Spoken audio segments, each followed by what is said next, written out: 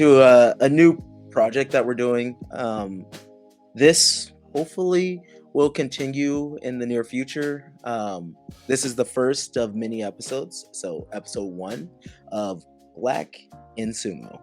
I'm black, y'all. I'm black, y'all. I'm black. I'm black, y'all. Sorry, JJ. Trying to be professional. It's all good. It's all good. It's all good. This is an expression of us, right? Yeah.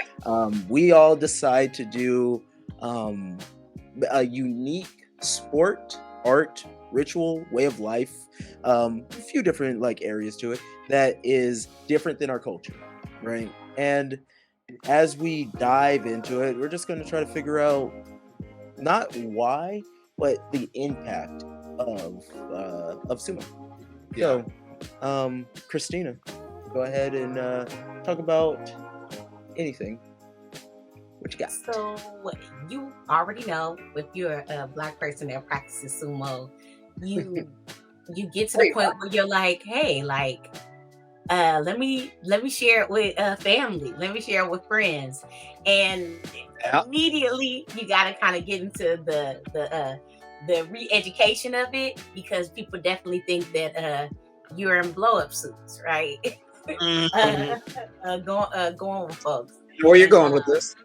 Yeah. So just like when I first told my family and stuff I was doing sumo, they were, of course, right, supportive, but they also were like, what? So how does this work?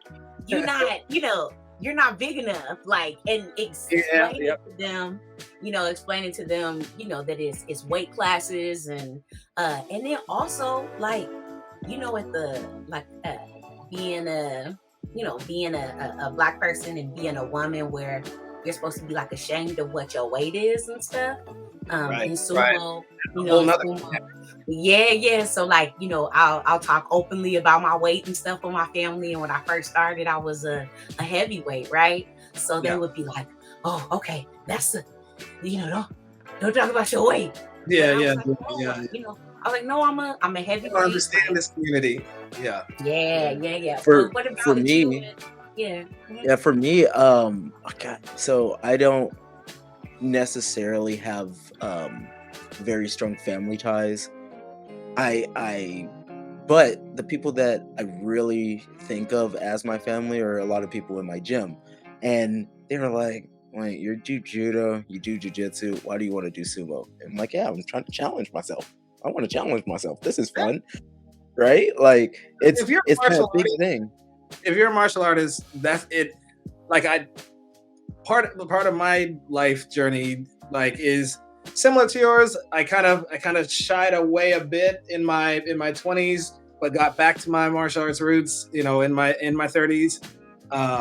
And it was something that had, kind of guided me and kept me consistent in life outside of my other things.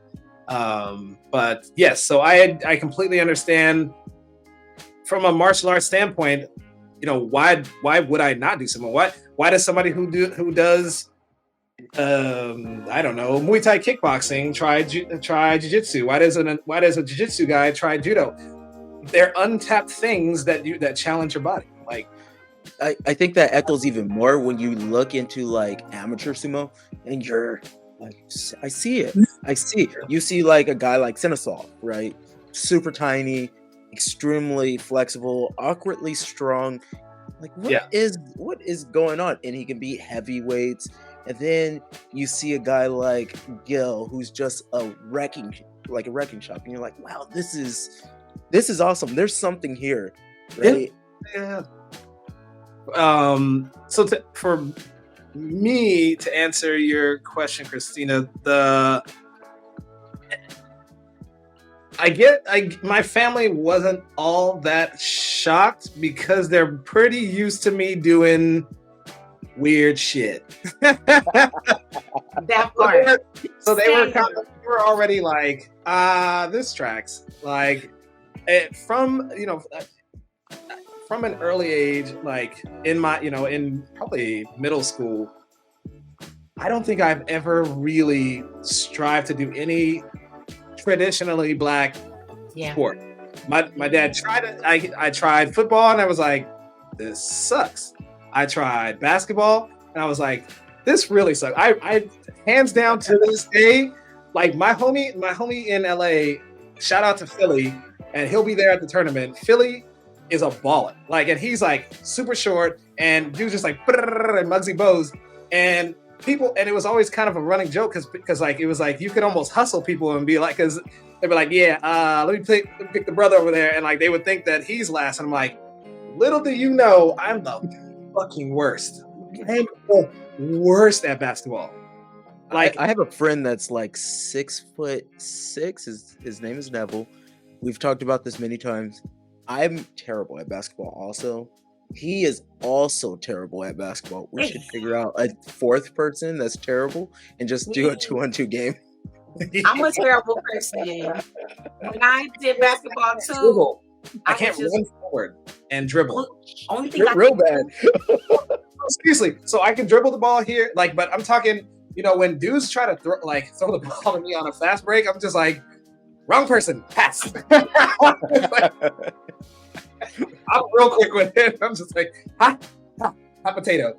I will put my ass as close as I possibly can to the goal, and I'll be like, pass it to me here while I'm stationary. There we go. You might be the Dennis Rodman of sumo. I guess so. Get up in there. I don't know. I'm just reaching.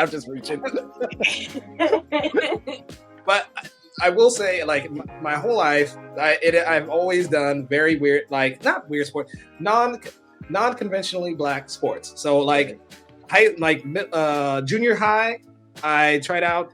Junior high, I did swimming, and then my freshman year, made varsity on the swim team. So I was a swimmer. Me too, Justin. Me too. I was really good at swimming, and then outside of school, I was a skater. And like, and so that was my high school. Then jumped in, and of course, but also martial art. My mom tried to keep me in a bunch of stuff just because, like, or else I would have gotten in trouble. And idle hands are tools of the devil. You know. And so started my martial arts journey at 13. So I was always doing martial arts after school with swim practice. Then I'd go to the martial arts gym and learn. And by 15, 16, I was teaching, and I was teaching martial arts and then doing the summer camps and stuff. So that was my first job. Why does this sound like your schedule was packed as a little kid? Always. All I and imagine is you being like coming out of school and you have my mom wanted to turn me out. I was a fucking hyper ass kid. So, you know, elephant in the room is that you know, some people have maybe issues with black people, or like different people doing different stuff that's not a part of their culture or anything along those lines. Have you faced any issues as like a black person or African American or just an other in the sumo ring or outside in the sumo community? I will say I have never, and I thoroughly enjoy the fact that I can comfortably say this, that I've never had an issue of being black in the sumo community. If anybody who's in the community knows it, you know, knows what we are. There are motherfuckers like it is the Benetton ad of sports, and there is pick any corner subgenre of person, from Native American punk rocker to, you know, sumo punk. Shout out sumo punks. I mean, you can't. It runs the gambit, and I've never, other than I guess for me, the like street cycling community back in the 20s in Los Angeles, or in my 20s, or not in the 20s. Jesus Christ! I was like, what? Yeah, Benjamin Button. I don't know what's happening here. Right in my 20s. 1920s. I was like,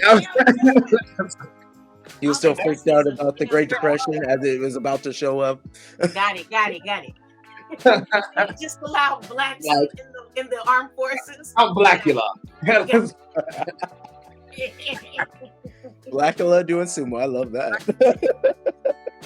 like, oh shit, in my past lives. No, like so.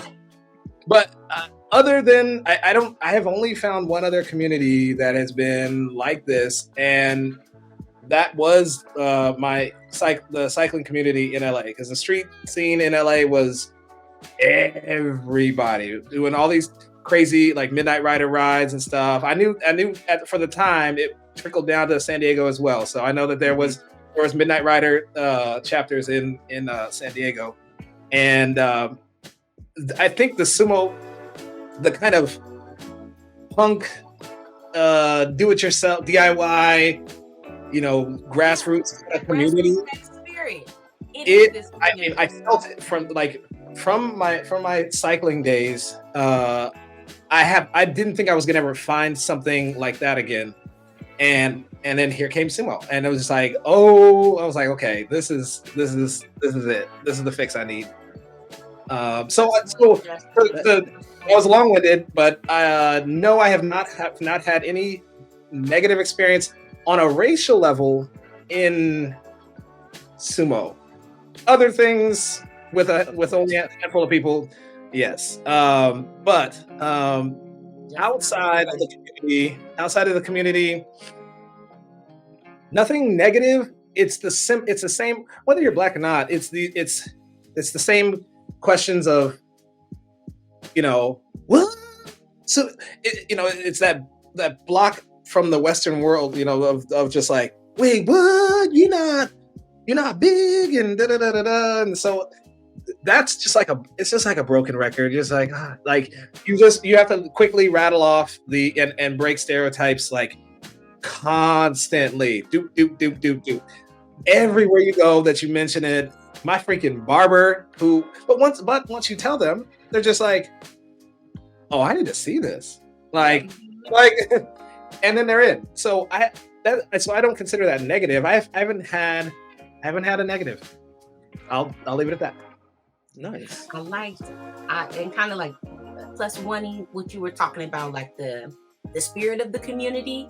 I know sumo was like, starting it was like right on time for me. Like I'm if folks don't follow me online or whatever like that, I am like somebody I deeply care about like social justice, making sure that like everybody is okay and that we are all free, especially those who are struggling the most in our communities. Yeah. And being able to come through to sumo, and I know one of the first sumo things we were a part of, me and JJ, was you were there, Justin, and I know for me how not only important it was seeing you there, that like gave because me and JJ we'll go to stuff, and it is common for us to be like the only Black people there, or a few Black people there, right?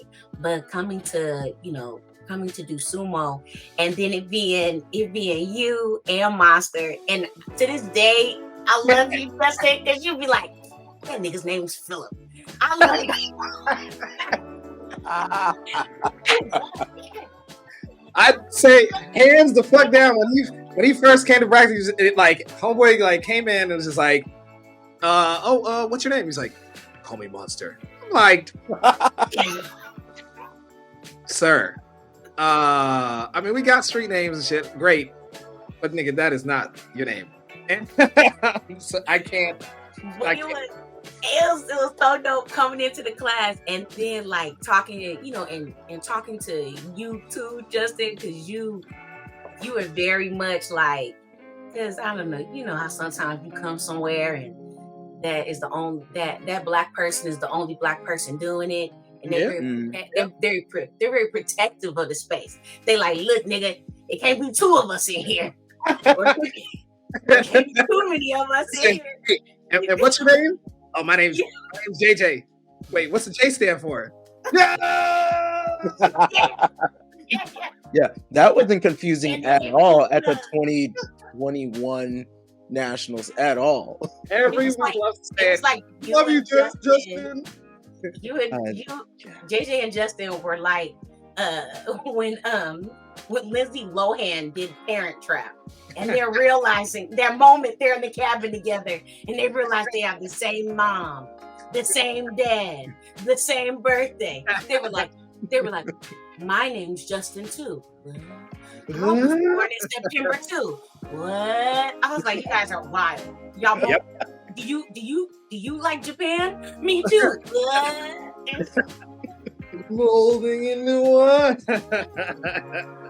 But yeah, I'm always really, really thankful for, having, in you being somewhat in that space. And then too, Justin, you were so, welcoming and accepting isn't even the word to really describe. It's like a consuming welcoming. Like, hey, I want you to be doing this. I want to teach you, and I want you to be in this with me and for us to get better and stuff together. So I just frequently look at the video of me and Justin getting trained by Yama back in 2018. I frequently look at that. I'm like, this was so cool. Like, that's how we started, right? Like, we moved away from LA and was like, well, because it was in Van Nuys, and Van Nuys is not LA. If you lived in Koreatown, that was I might as well drive to San Diego. Like, was. But the second we moved to San Diego, it's like, oh man, let's go do sumo in LA. But yeah, so we end up going, and I have that footage, and it's you, me. Christina didn't join yet. Christina was still sitting on the sideline. I tricked her later. You were chilling for a little bit. Yeah, I tricked her. I tricked her at the Open. The COVID Open. And then there was John, Takeshi, and then John Toigo. Danny hit me so hard. One day he hit me so hard, I legit, everything stopped working, and I had to drive back to San Diego. Christina wasn't with me, and I saw like a motorcycle accident. The guy flipped around, and I'm like, I like motorcycles a lot. I identify as a motorcyclist somewhat. I was like, oh, I'm gonna go help him. That wasn't an option. I drove all the way back to San Diego, stopped the car in the middle of the street. I'm like, Christina, come outside and park the car. Couldn't park the car. Literally, that giant man with the damn ram fucking horns on his chest, he turned me into a different person. Man. And I think it was so important, especially when I saw y'all when Black people come in. Of course, you want anybody who's I'm constantly trying to preach the gospel of sumo, but it's something a little extra, when another brother comes in, or sister, and like because I think when I first started in, I think it was November or October of 2016, and then I saw no one. It was like there was no Black people. Like I didn't know enough, and the only person that I had heard of was Manny Yarborough, who had died a few years before that. Right.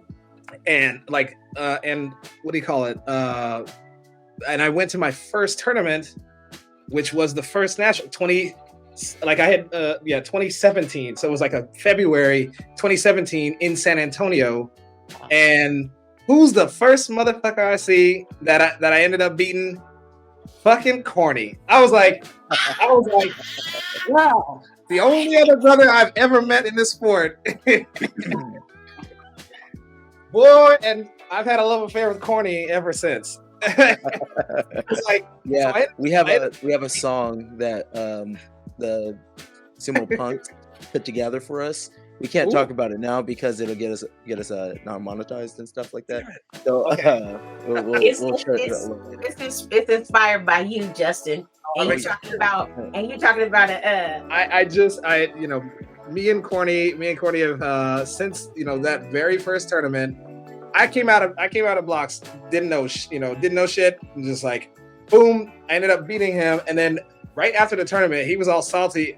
He knows this, and he was like. He goes, wait. He was like, I want a rematch. And I was like, wait, what? I don't want to fight you again. The tournament's over. He's like, no, I want a rematch right now.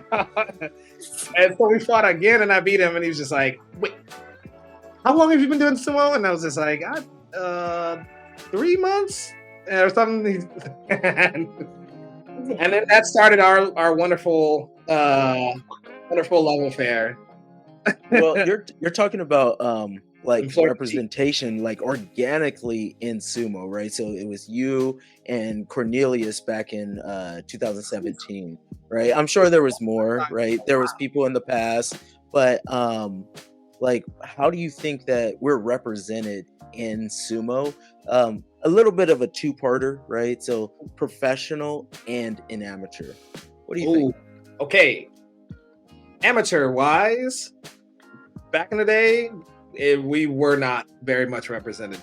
I say, like now, like look, just like it's insane to think how fast time has gone, and to look at the current crop of people of color in the sport in the U.S. and I mean, you've got people from all walks of life, like I mean, and just highly intelligent, very skilled sumo wrestlers. Great, like it just excellent to talk to, and pick people, and pick their brains. I think it's going in the right direction, and the more you see, because in for those who are listening who are not African American, a lot of times in our community, like if we don't see you doing it, people, they don't know it's okay. If they don't see you ski, what do they say? Black people don't ski, and then they just and it just goes into the closet of black people don't do that. Yeah, or when they separated the country with coloreds and whites, and they took our pools away and didn't maintenance them. They're like, black people don't swim, right? Yeah, it's real crazy that one phrase has just changed a generation of people that ended up raising other people, right? Yeah. And it's not until recently that now we're starting to shake those new generation of words. Yeah, this new generation of I'll say these young 20-somethings, they're like, even in rap, there's some fucking weirdos. But like half the stuff they do, half the stuff that is like popular now, a lot of these kids with the dyed hair, the wearing like almost like punk clothes and stuff. In my generation, you was getting clowned, like and you know what I mean, like and that's just gay or da da da da or whatever. Like it was, and so it was white shit. Yeah, it was like you white now. Yeah. Like damn, can I just be into nerd shit? Like, damn, like, but now young people, it's cool. It's okay and it's cool to be a little black kid from the hood and like nerd shit. Like, man, I was like, damn, where was that in my generation? Because I remember sneaking and listening to anime music. Like that, I used to sneak and listen to it. Like that was a different time. Like if your friends heard you listening to Japanese, like I was like in Kageyama, I was listening to Jam Project, I was diving deep, and I was like, all right, let's go. Also, right? Justin, JJ used that as a test because when we was dating, he was like, I want to play something for you. And he played I said, is that a brother singing? Is that a black man singing Japanese? JJ said, no, let me show you. And I was like, yeah. I said, oh, I love that. It's beautiful. And JJ was like, JJ said, check. She checks off a really big box. So what do you think about professional though? So on a professional level, I think that knowing the Japanese mindset, being married into it, I don't think that there is enough outreach and enough knowledge of for African Americans to know that they can actually get into the sport. We have the physicality to dominate in that sport. You hands that look at football, all kinds of stuff. There is the physicality to handle in that sport. I think if number one, if young black men knew that wrestling was an option, versus football. They'd probably save a lot more in their head. And a pipeline from there to, and then to actually, if anyone would dare, to go into sumo, that would be amazing. The only African Americans that tend to have been in sumo, like Waka Ichido, like Son Toryu from St. Louis, back in the 80s, they were half. They're already half Japanese, and so they have just explored that half of their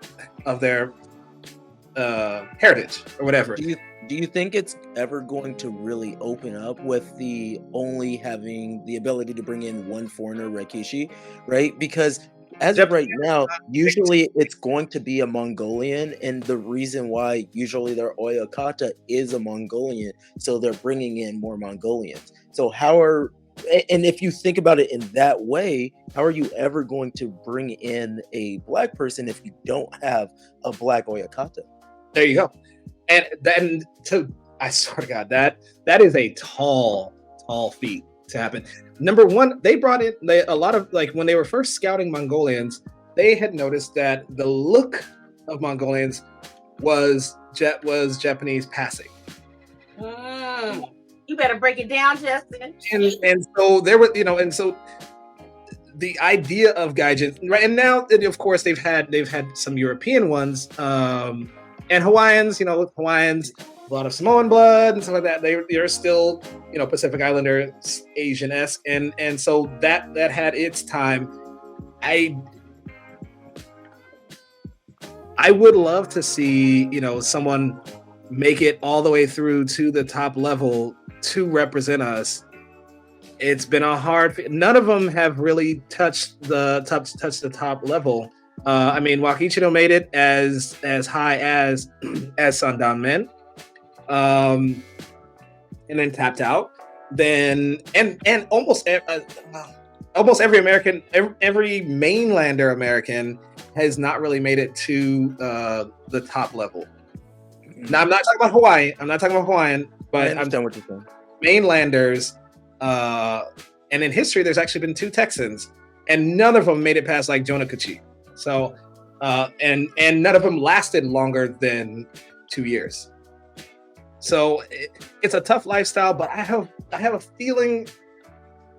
I wish some big, like, talented, hoss ass motherfucker would, go through the, actually, humble themselves and be able to take half of the, I call it what it is, hazing that happens and the rigors of pro sumo, and just, think of it like the military, and just kind of like, it'll make them better, and I think they'll be amazing. But I don't know. But no, that's hard. I think that there are, like, black folks set up and ready for that type of sacrifice, but we can't undercut, the way that, it gets a little extra layer onto it of, because people, what we realizing now about racism and anti-blackness is that some people are walking around with that stuff conscious and unconscious. But I see the things that, of course, outside of the sumo community, but I see the things that I experience as a black person on the daily that would make somebody, those struggles would make somebody want to be like, oh no, I can't do this shit. No. And I think though that the shift, it does need to happen from, from the stables, the schools, the oyakatas. I was just thinking of, like, a really good, like, comic book idea. If we're seeing this on YouTube, don't steal it. I was like, you want to say this here? Look, maybe I won't, but I'll say it after. JJ will just cut it out. You want to cut it out, JJ? No. Okay, if you say it, it's gone. Don't put it out there. People say it. Okay, I'll say it to y'all after we done. Yeah, keep that. But no, but you have an idea. And I think too, this, maybe, well, not maybe, but definitely the things that we're doing now as Black people to connect the past, present of being Black in sumo we're creating this support system. And like me and Jay's nonprofit, Maximum Effort Foundation, like we're talking about like what does it look like to show up financially for somebody who's like, I mean, what a dream it would be for us as Maximum Effort for like a Black person to hit us up like, hey, I think I have what it takes. I'm 14 years old. I think I have what it takes to go all the way as a professional sumo wrestler. Can somebody talk to me? I mean, and we have options to send to like to the Hakuho Cup, right? We have options to start fostering that younger generation. And the more what we're doing right now, number one, with just what's always been my passion, from the get, was trying to utilize social media and get exposure to sumo out there, and thank God it is caught on like wildfire, and everybody's got awesome podcasts and everybody's showing all their lives and stuff. What that's going to do, it greatens the chance of being exposed to that one little Michael Jordan that chooses to freaking to be like, whoa, and he and join a stable. So the chances are now greater to find that within the view of the scope of exposure. Like now, a little kid can see himself. They don't even through social media. They don't even have to show up to tournaments. They don't. They can just go down a rabbit hole of content that was never there when I started. It was even. Yeah. I don't even want to talk about Andrew, but no, we don't. But we also have to. It's definitely going to happen. But I do think that one of the areas that it's going to like bump into people, especially when they're trying to go pro or anything along those lines, is that there is a cultural aspect to it. It's not just a sport, right?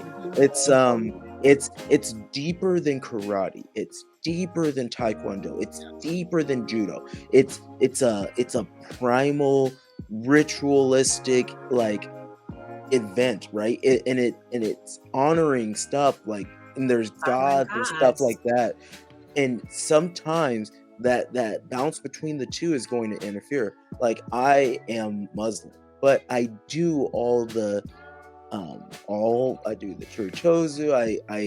I make sure like I will go out in traditional, and usually a lot of my brethrens don't do that, but I want to honor the art, the sport, and the ritual that is sumo. So if I'm going to do it, I'm going to do it, right? So I do think that that's going to be an issue for some people. Have you guys had any like back and forth with that? Like, especially as dudes, right? Like, Justin, we're both Black dudes, and we both go out there traditional, butt cheeks out, right? No big deal. It doesn't really matter. For me, it was a big hurdle that I had to go past. And then once I went through it, I was like, oh, this is what you do. This is sumo. Yeah. This is sumo. But then Christina, you have a different aspect to it, right? Because you know, like, not only do you have the hurdle of being Black, but then in Japan, when we went to the stable, you weren't able to practice with the dudes, right? Yeah. Like, that's not a thing. But it's like, and that's a whole different thing, right? You might go a little too deep on that, right? But no, I like that shit. Okay, I like that shit. I like those boundaries, because I know that Little Miss Sumo, she's fighting. Little Miss Sumo is walking and crawling, so that motherfucker is like Zeus, who's a baby right now. Yeah.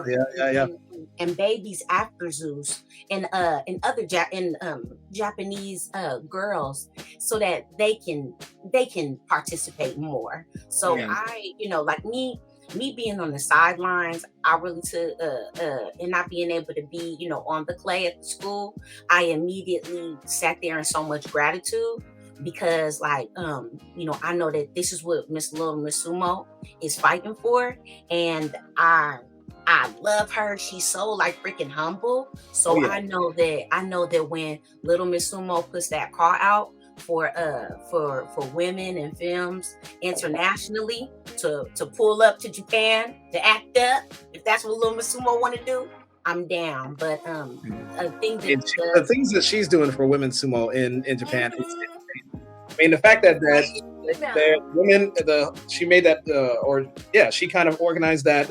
It's called Women in Sumo, and they collabed with Nike and made an actual women's dojo for women to practice and train and stuff like that. They're taking it to a whole nother level, and I don't say I wish. I'm waiting for it to happen here in the United States with and collaborate with a larger partner to push for something like that. That would be it will. It'd be a big deal. It will be a big deal. You're right. And so for me on the outside, and I guess this is my question for you, JJ, and for you, Justin. I become very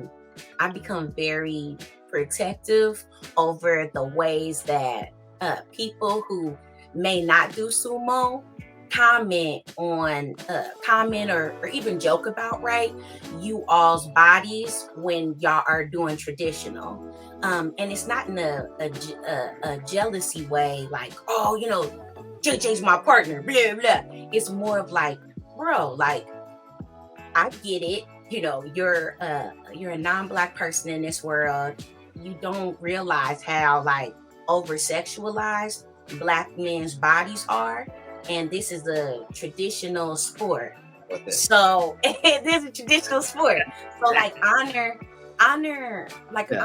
them.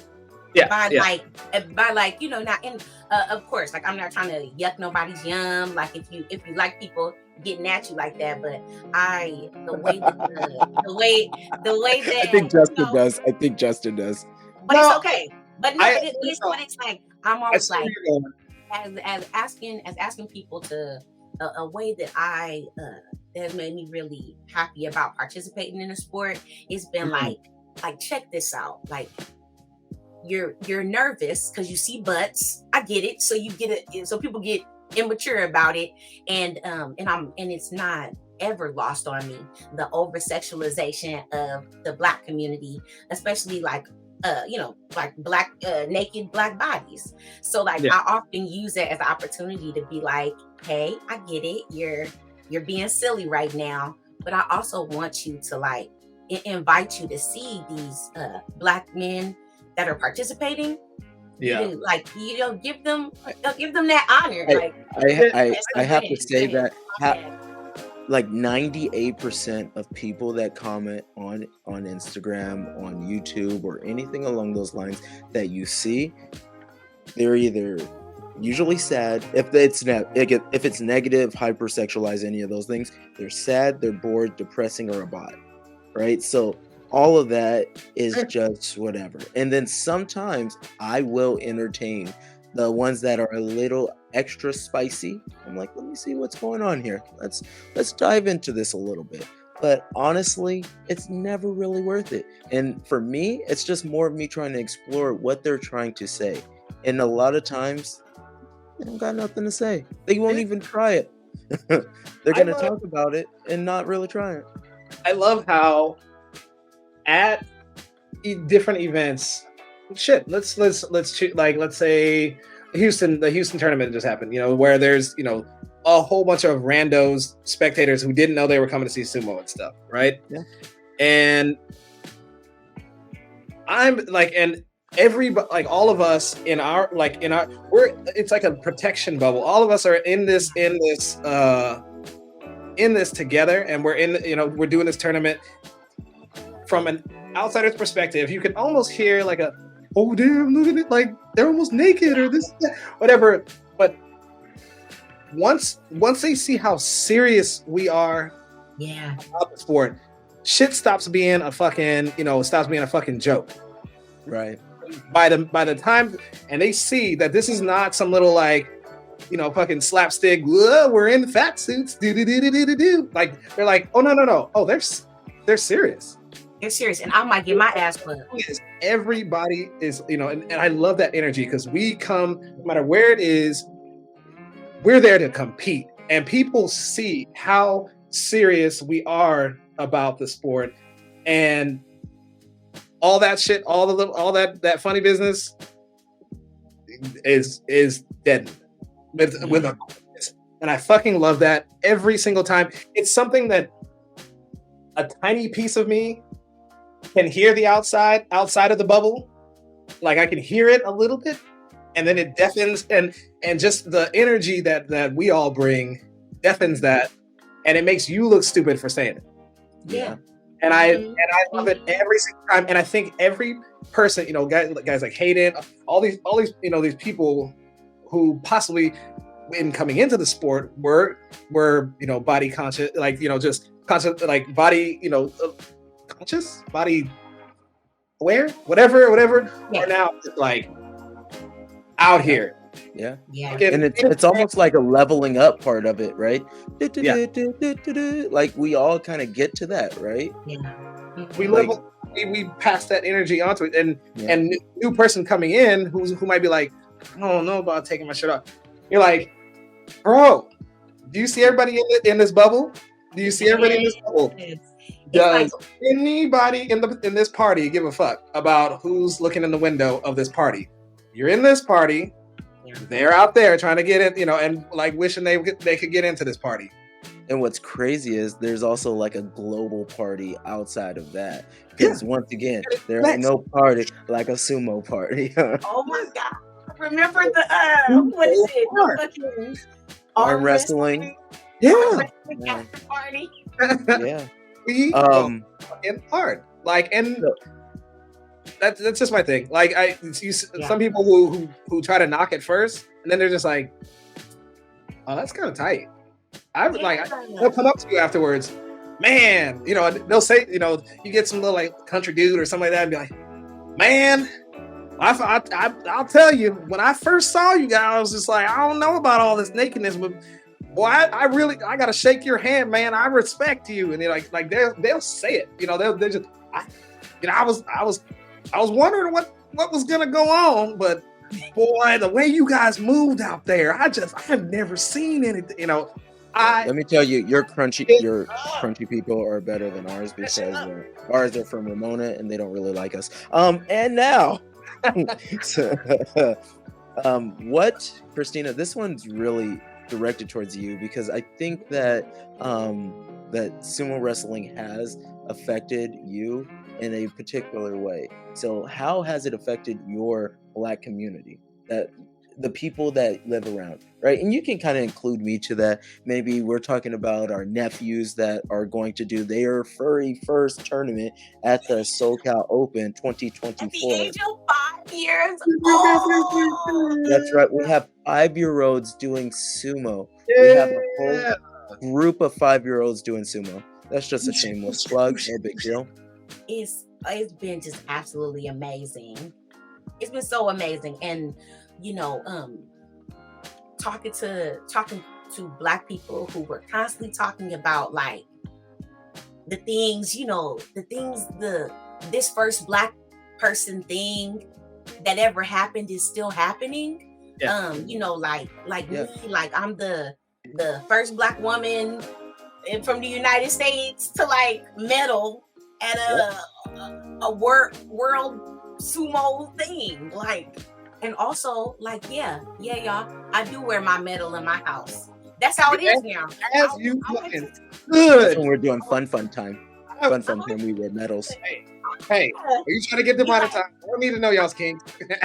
That's a fun time. There's nothing wrong with fun time.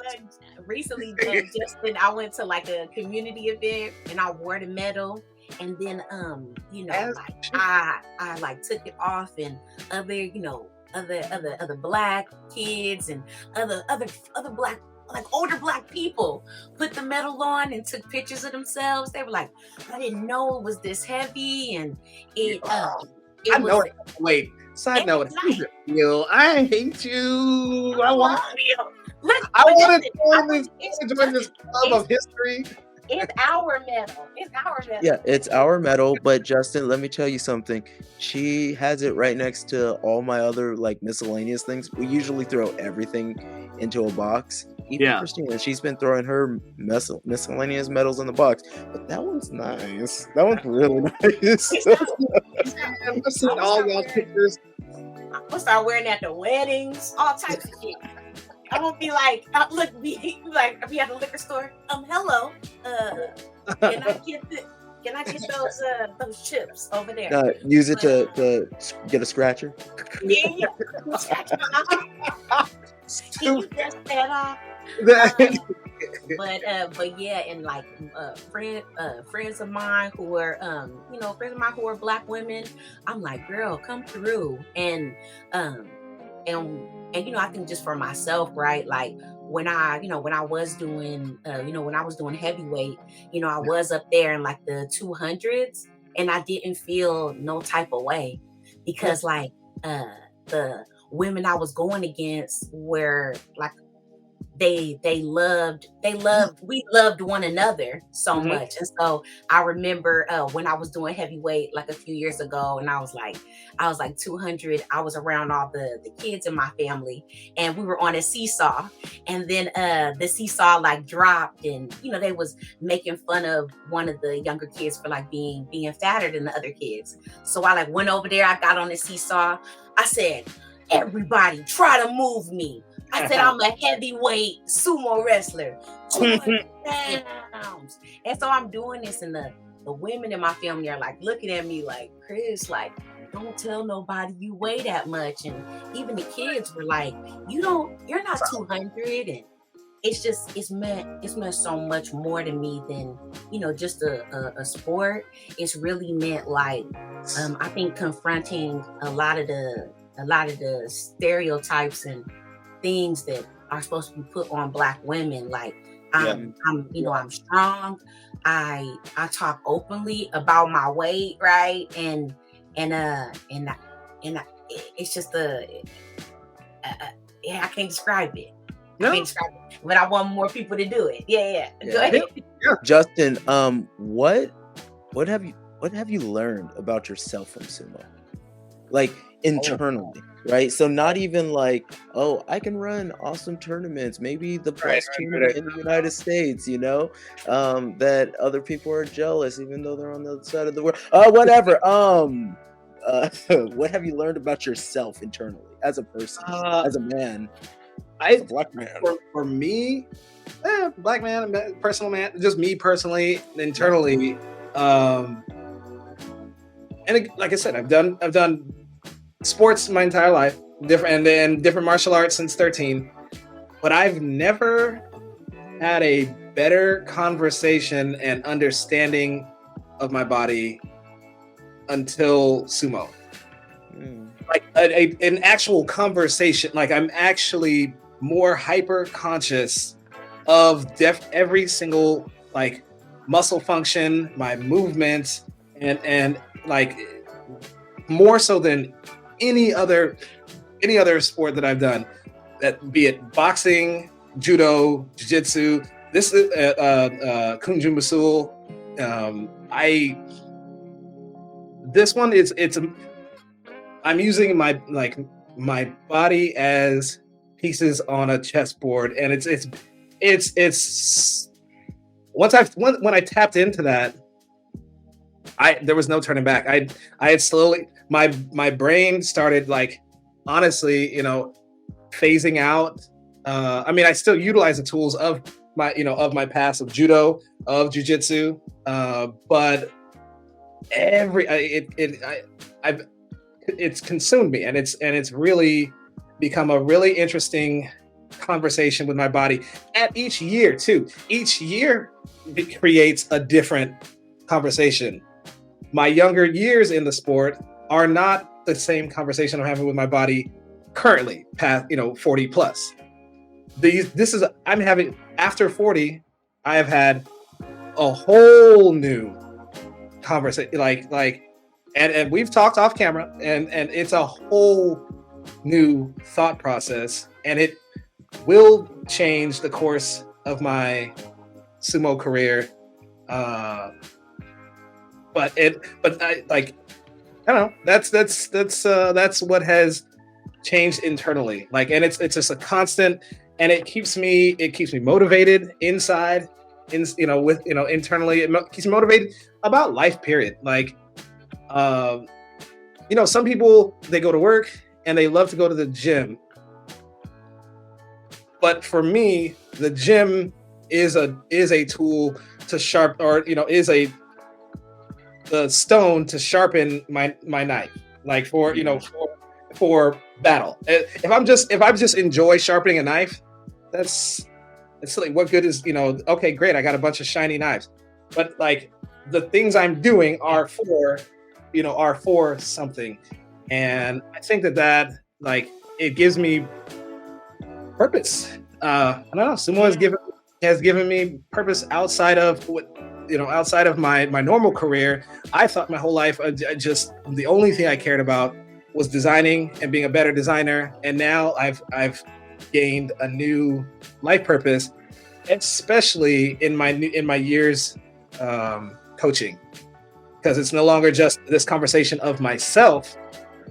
Now there's it's a responsibility to pass on what I have, and to get to get potentials to think what I'm thinking in the ring, and to spark their conversation within themselves. Because some people, they get in the ring and they're just doing things, so you can tell that they're not actually internalizing every move that they've done. Even in a loss, they're not, like, they look at a loss, I lost, but they just keep doing the same thing.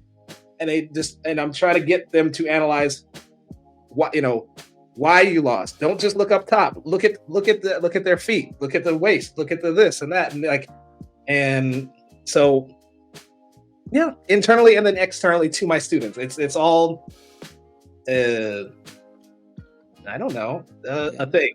I think that's huge, right? Just like seeing people grow.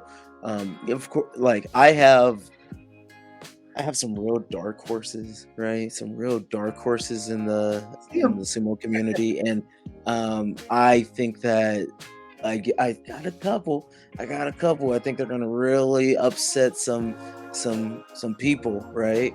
And I just seeing them go from like fresh walk in the door to now they're challenging you, right? And then they get you a couple times. You're like, all right, let's get it. Yeah.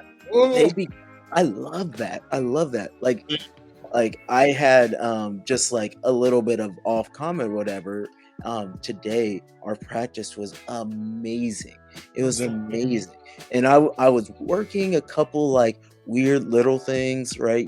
Because as you grow in sumo, you have to figure out the little things that kind of keep you growing, especially when you kind of plateau at a point and then you decide to go middleweight, and then you have a whole new like tool set to kind of play with, right? Yeah.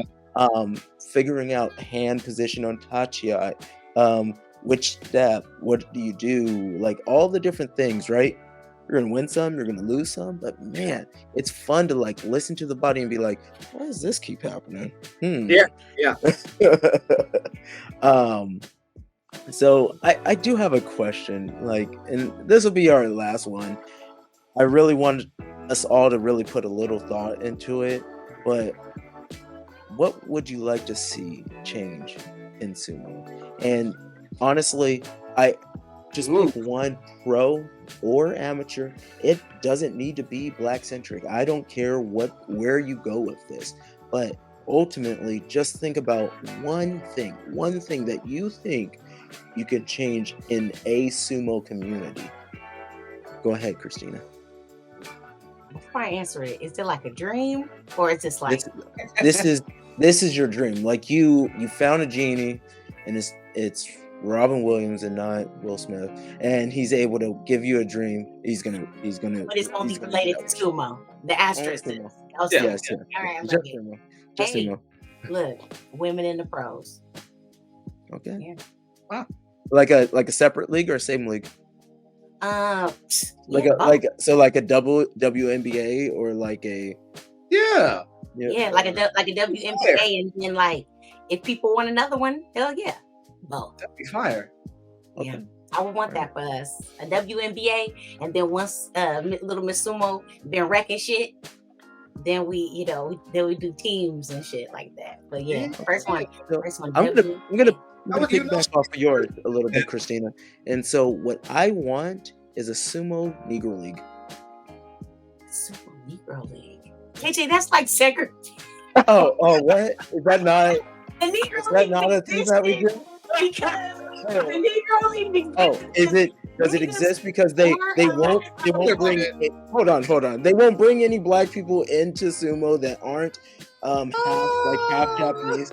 Like what are we doing? I don't know. And then all of a sudden they're like, hey man, all these people are really watching this. Maybe we'll bring them over. I don't know. I was like signs up for the Sumo Negro League. Why is not your runaways? My name is Satchel Pageyama. It's Thaddeus. That's good. That is Thaddeus good. Thaddeus Daniel Friedman. Friedman Maru. I mean, I'll throw it up. That should be a comic book. Fucking it just, free slaves that like, listen, you can work the plantation or you can get on this boat to Japan and fight for your freedom or something like that or whatever. But like, that would, I don't know, that'd be hilarious. That'd be kind of true. In an alternate world, I don't know. A little dark comedy-ish. It's going in a notebook. Okay, all right, Justin, you have to bring us back. You have to bring us back. I derailed us. You have to bring us back. Go. Oh, where do I go from Sumo Negro League? Let's see. You know what? And I don't. Y'all know my rant, and I don't really, and I guess I don't. I'm not gonna sugarcoat it. My dream would be a high functioning United States Sumo Federation. Oh, that's a dream. That would mean the removal of a single person, and banning of that person. But or just somehow the deletion of a person. But it doesn't. I would like a fully high functioning, and I mean high functioning, serving the way that we serve our community. I need that governing body to function for us, not for an individual, not for not kind of for us a little bit, like of us, functioning for us, by us, and actually having some highly intelligent people like that one brother from the Midwest. I forget who had talked at the. Damn, I'm gonna get ragged on. I forget his name. He's really smart. He rewrote